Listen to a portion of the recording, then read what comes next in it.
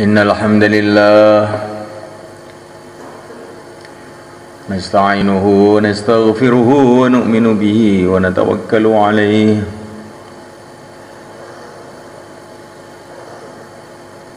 ونعوذ به من شرور أنفسنا ومن سيئات أعمالنا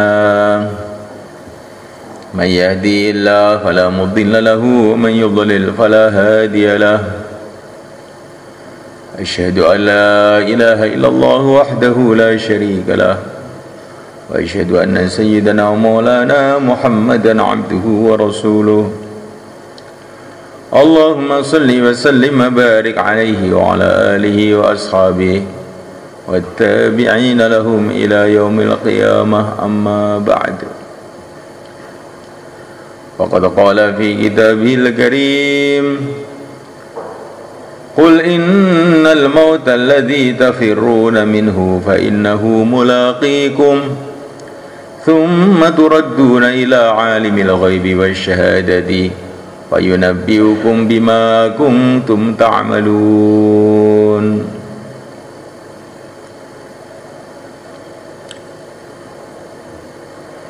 وقال تعالى وأنيبوا إلى ربكم وأسلموا له من قبل أن يأتيكم العذاب ثم لا تنصرون. قال تعالى كل نفس ذائقة الموت وإنما توفون أجوركم يوم القيامة فمن زحزح عن النار وأدخل الجنة فقد فاز وما الحياة الدنيا إلا متاع الغرور.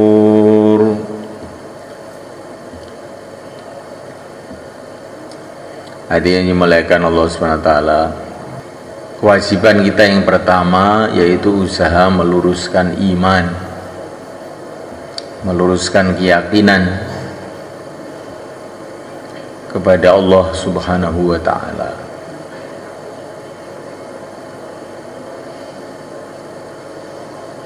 Kita ini adalah hamba Allah, diciptakan oleh Allah, tinggal di bumi Allah.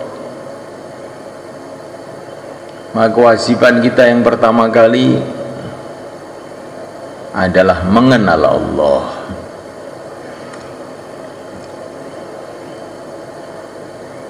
Maka bayi baru lahir diperintahkan oleh baginda Nabi SAW agar dikenalkan kepada Allah. Telinga kanan, telinga kiri, Allahu Akbar, Allahu Akbar. Sebelum kenal dengan ayahnya, ibunya, dikenalkan dulu dengan yang menciptakan ayahnya, ibunya, Allah Subhanahu wa ta'ala.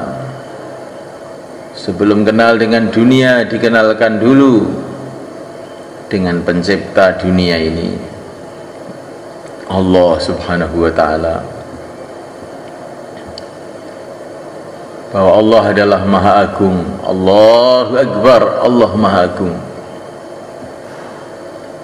Maha Agung dari semua yang kamu ketahui, Maha Agung dari semua yang kamu bayangkan di dalam pikiran kamu. Apa yang ada dalam pikiran kamu, Allah tidak begitu. Allah lebih agung, tidak bisa dibatasi oleh pikiran manusia. Allahu Akbar.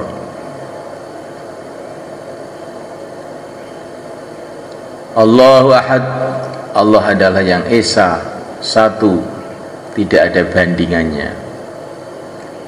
Allahu Samad, Allah adalah tempat bergantung semua makhluk. Hajatnya semua makhluk itu hakikatnya hanya kepada Allah. Kalau orang itu pergi ke sawah, dia berperasaan berhajat dengan sawah, dengan padi, dengan air, dengan sebagainya. Sebetulnya tidak.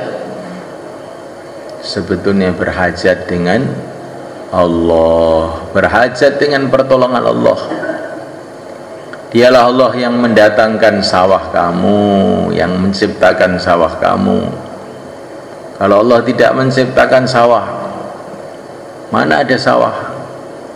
Dialah Allah yang mendatangkan airnya. Kalau Allah tidak menciptakan air, dari mana ada air? Dialah yang menumbuhkan tumbuhannya. Kalau Allah tidak menumbuhkan, siapa yang akan bisa menumbuhkan? Dialah yang menguatkan petani-petaninya. Tanya.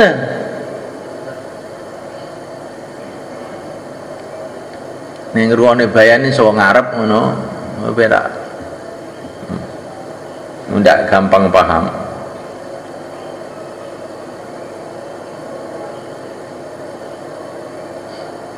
Allahus Samad, hajat semua makhluk ini hakikatnya hanya kepada Allah. Cuman salah paham aja, perasaannya hajat kepada ini pada itu.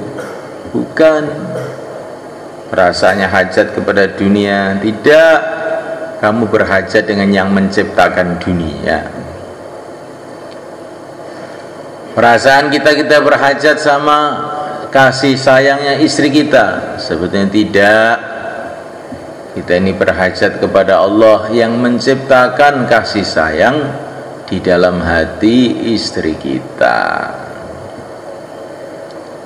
Kita ini merasa hajat dengan sayangnya dan taatnya anak kita. Sebetulnya hajat kita itu adalah kepada Allah. Hanya Allah yang bisa menurunkan hidayah kepada anak kita, sehingga anak kita taat kepada kita, menggembirakan hati kita. Maka dalam Al-Quran kita diajari doa, Rabbana hablana min azwajina wa dhurriyyatina qurrata a'yun waj'alna lil muttaqina imama. Ya Allah, jadikan istri anak kami menggembirakan hati kami. Istri tidak bisa mengembirakan, Allah yang bisa mengembirakan. Maka doa kepada Allah, jadikan istri kami, jadikan anak kami menggembirakan hati kami. Jangan ada pikiran kalau punya istri mesti gembira. Tidak. Banyak orang punya istri juga tidak gembira. Jangan ada pikiran kalau punya anak jadi gembira. Banyak orang punya anak justru malah menderita. Yang bisa menggembirakan hanya Allah. Ya Allah, jadikan istri anak kami menggembirakan kami. Waj'alna lil muttaqina imama. Jadikanlah kami semua, saya, ayahnya, ibunya, anaknya, imam, pimpinan bagi orang-orang yang takwa. Hajat kita hanya kepada Allah. Seorang santri merasa berhajat kepada ilmu, ketahuilah yang bisa memberi ilmu hanya Allah. Hakikatnya kamu juga hanya berhajat kepada Allah. Seorang dai berhajat kepada taskilan. Sebetulnya kamu itu bukan hajat kepada orang, hajat kepada Allah yang bisa menggerakkan hati siapa saja untuk agama Allah Subhanahu wa taala. Mau berangkat merasa berhajat kepada bekal.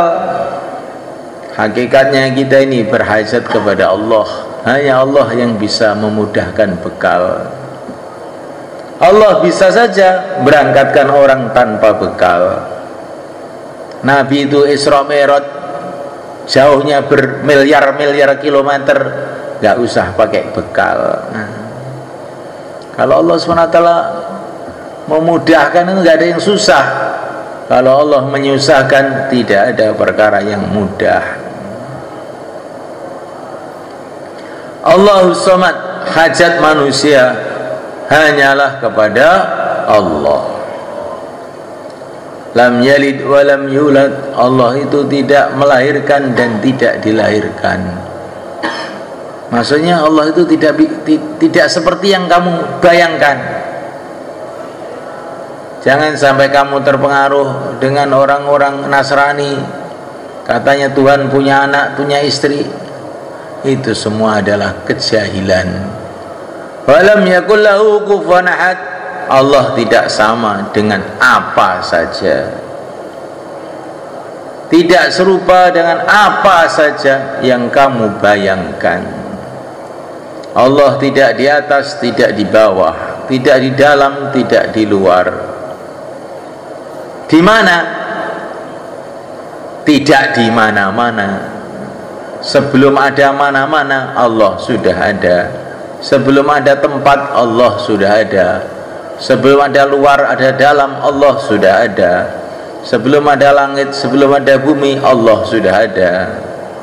Maka Allah itu tidak di atas, tidak di bawah, tidak di dalam, tidak di luar. Bagaimana? Tidak bisa dibayangkan.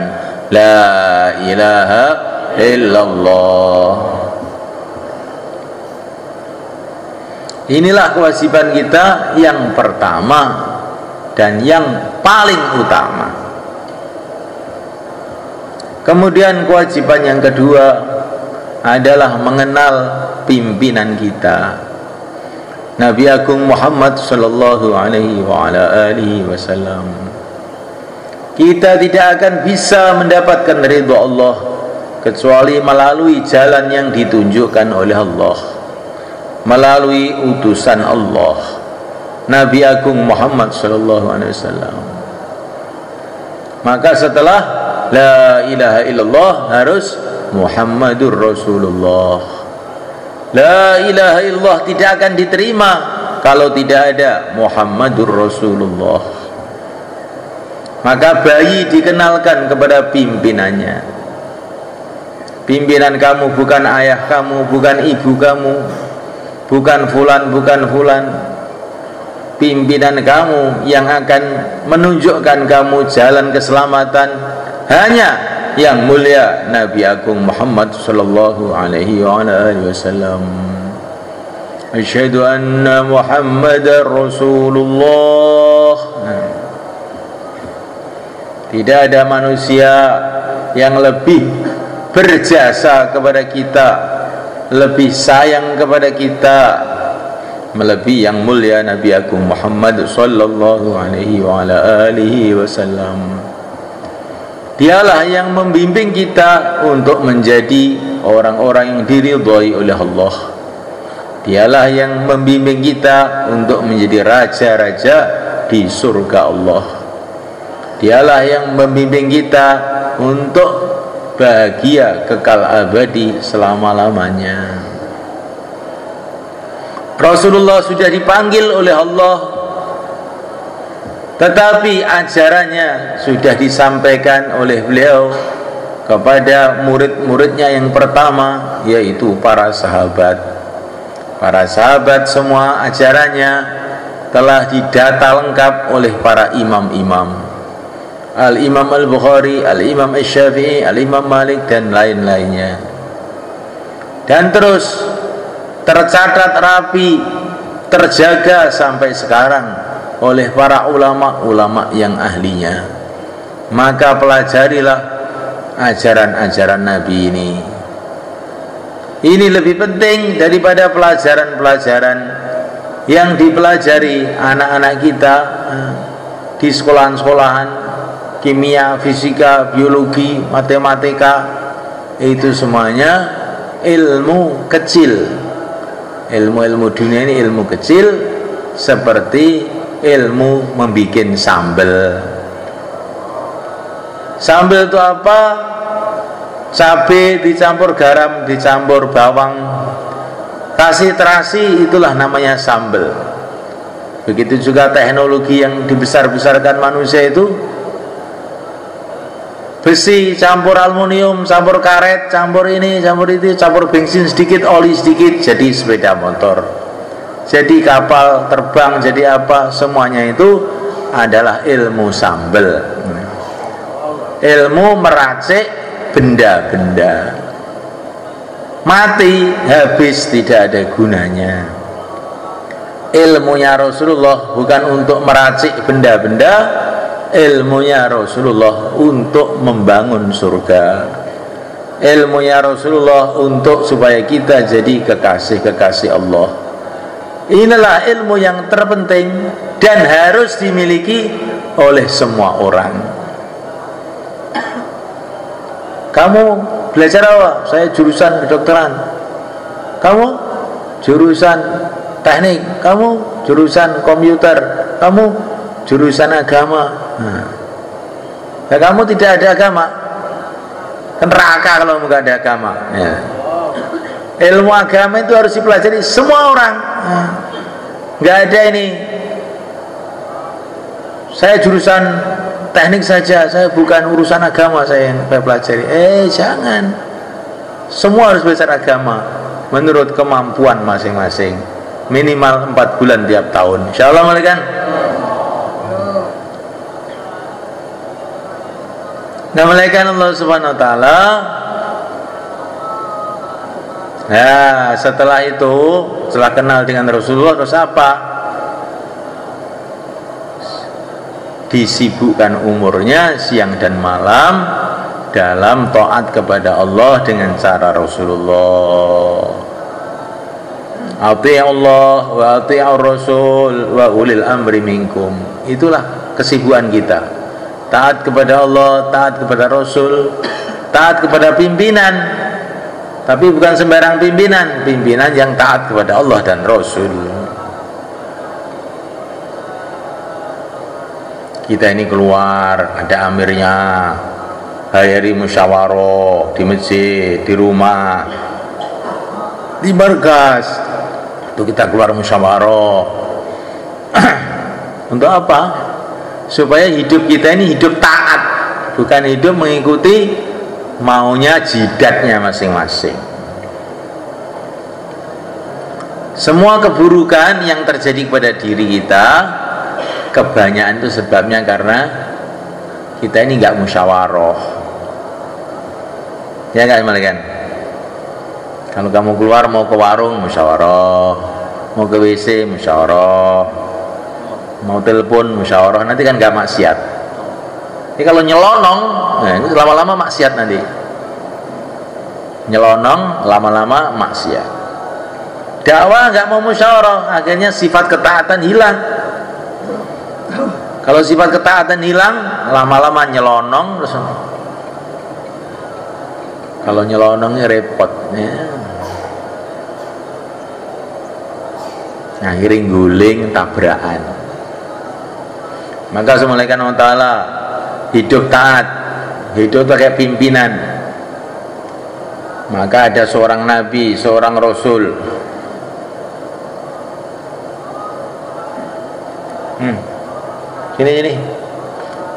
Sini, musyawarah boleh tidur apa tidak? Sini, musyawarah dulu. Boleh aja tidur tapi musyawarah. Pak Kiai, saya mau tidur boleh nggak? Gitu. Nanti kan nggak jadi tidur. Kamu nggak musyawarah, akhirnya ngantuk terus. Musyawarah kan? Apa aja musyawarah? Kalau mau bayan musyawarah, apa yang mau dibayankan? Itu dulu Maulana Umar rahimahullah di Nizamuddin setiap mau bayan itu mesti datang ke Sayyidina Amul Hasan. Apa yang akan saya bayankan? Nah, kamu juga begitu, walaupun di mahala, kalau mau bayan jangan nyelonong aja, bicara dengan orang-orang tua di situ. Ini yang dibayankan apa? Biar tidak nafsu kita. Begitu juga waktu mau keluar, kalau mau bayan tanya kepada amirnya, kepada orang-orang tua di situ, apa yang nanti yang saya bayankan? Nah, insya Allah dengan begitu akhirnya kita ini terkendali, terjauhkan dari nafsu-nafsu kita. Nanti di rumah tengkar dengan istrinya, bayanya ngawur karena ngamuk, ya rusak jadinya. Bayan musyawarah, apa aja dimusyawarahkan. seorang nabi, seorang rasul, ulul azmi minar rasul, Nabiullah Musa alaihissalam, yang beliau ini mendengarkan firman langsung dari Allah. Para malaikat aja takut dengan Nabi Musa ini. Malaikat Israel itu datang, dibentak sana, sana, mau nyabut nyawanya itu nggak berani. Malaikat Israel itu loh, malaikat yang paling ganas. Sama Nabi Musa takut. Ini di Bukhari ini. Datang kepada Allah, ya Allah, Engkau mengirim saya kepada hambamu yang nggak mau mati, saya malah diusir. Malaikat Israel diusir itu bagaimana? Tapi orang yang begitu mulia ini di sisi Allah, wa kana indallahi wajia, orang yang mulia di sisi Allah. Nabi Musa itu diperintah oleh Allah untuk belajar kepada Nabi Khadir. Kan aneh malaikat, Nabi kok suruh nyantri, ini aneh ya. Pelajaran buat kita, orang itu walaupun sudah setinggi langit ilmunya, wibawanya begitu hebat, dia ini harus punya pembimbing, harus punya guru yang nasihati. Itu harus ada. Sebetulnya Nabi Musa tidak perlu dinasihati sama orang, Nabi. Tapi ini pelajaran buat kita. Jangan orang itu merasa nggak perlu dengan nasihat itu loh. Wes karpun 4 bulan saya ini sudah setahun hafid Quran lagi. Nasihat apa? Wong saya sudah bisa baca Quran sendiri. Nggak perlu dinasihati saya ini. Ya kalau sudah begitu nanti tabrak mobil orang seperti ini. Yang mulia Sayyidul Anbiya, baginda Nabi Muhammad SAW, itu loh semuanya kan, kalau ditanya apa-apa sering beliau ini berhenti, saya tunggu Jibril dulu, nanti bagaimana nasihatnya loh. Padahal baginda Nabi lebih tinggi dari malaikat Jibril, tapi beliau ini selalu menunggu nanti Jibril, saya tak musyawarah dengan Jibril. Malaikat Israfil datang kepada yang mulia Nabi Agung SAW, aku diutus oleh Allah ya Rasulullah, engkau suruh milih apa Tuhan, masih ingin di dunia atau mau berangkat ke akhirat sekarang? Ketika Rasulullah sudah sakit keras, jadi suruh milih, masih ingin di dunia apa langsung mau berangkat sekarang. Maka Nabi waktu itu, Jibril juga datang memanggil malaikat Jibril. Jibril, bagaimana baiknya? Jadi Nabi tidak langsung jawab. Jibril, bagaimana ini? Kalau Israfil bilang begini, maka malaikat Jibril mengatakan, ya Rasulullah, Allah Subhanahu wa Ta'ala sudah ingin berjumpa dengan engkau. Oh, Israel, sudah sekarang aja. Nah, jadi malaikat Allah Ta'ala, orang itu hidupnya harus punya pimpinan, harus punya orang yang mau nasihati, harus musyawarah, supaya hidup kita ini nggak hidup semaunya sendiri, hidup taat. Insya Allah malaikat, agama itu adalah prinsipnya taat, taat kepada Allah, taat kepada Rasulullah, taat kepada pimpinan. Malaikat Allah Ta'ala. Kemudian setelah itu, bayi ini dikenalkan kepada perkara yang sangat penting dalam kehidupan dia, yaitu hubungan kepada Allah dengan sholat. Hayya 'alas sholat, hayya 'alas sholat. Hubunganlah kepada Allah dengan sholat. Setelah itu, bayi ini diajak mikir akhirat. Hayal falah, marilah menuju kepada kemenangan yang sebenarnya, kemenangan yang sejati. Maksudnya adalah kemenangan akhirat. Falah itu maksudnya akhirat.